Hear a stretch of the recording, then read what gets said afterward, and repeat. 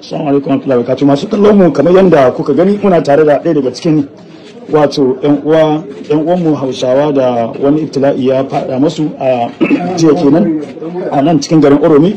Ɗaya ne daga cikin su nan kamar yadda za ku ji zantawa da shi dangane da inda sun ka fito da kuma abubuwan da suka faru. Ɗan uwa assalamu alaikum. Wa alaikum salam wa rahmatullahi ta'ala wa barakatuh. Ko masu kallo za su sanin sunanka? Sunana Mustapha Alkasim. Mustapha daga wani gari? Daga garin Fatakwal. Ok, kai dan wani gari ne daga arewa? Ina Katsina State, Rimi Local Government da Mustapha Zimi. Madalla, to Mustapha yanzu masu kallo za su so su san me ya faru da ku lokacin da kuke kan hanyar ku a cikin wannan gari na Oromi, saboda labari ya zo cewa da yawa daga ciki wasu sun rasa rayukansu.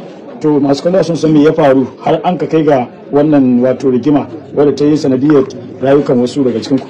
Na'am. To mu dai mun fita harkar nema ne, mun fito daga arewa zuwa garin Fatakwal. Muna harkar farauta, mun kuma gama farauta mun lami lafiya lau ba abin da ya faru da manyan can da kowa mun haɗe namu ya mun nufi arewa za mu tafi gida sallah. Mun biyo hanya zuwa garin Uromi, shine yan bujalanti suka tsaye da mu. Sakamakon bayan sun tsaye da mu sun fara jiragen da mu shine suka matsa mu ala dole sai mun sauko.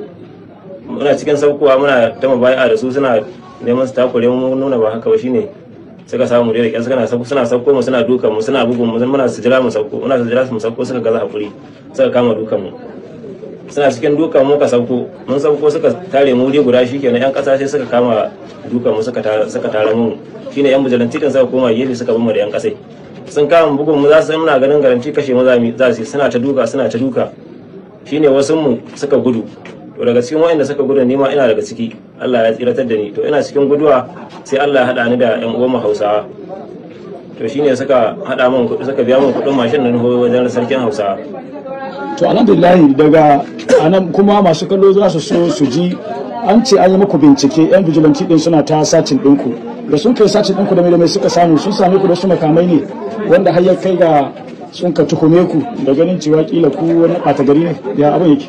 To maganar gaskiya ba wanda ya tsaya binciken mu, suna hawan mu daga sama suna sabko mu suna dukan, ba wanda ya tsaya bincike, sun kama dukan mu ne da bayan sun gama dukan mu sun sabko da mu sun tara mu daga baya wasu suka hau daga sama shine suka samu bindigu namu na maharba da karnuka mu suka kama sabko su, wasu mu kuma an same su da guru wannan namu ne na kare jiki.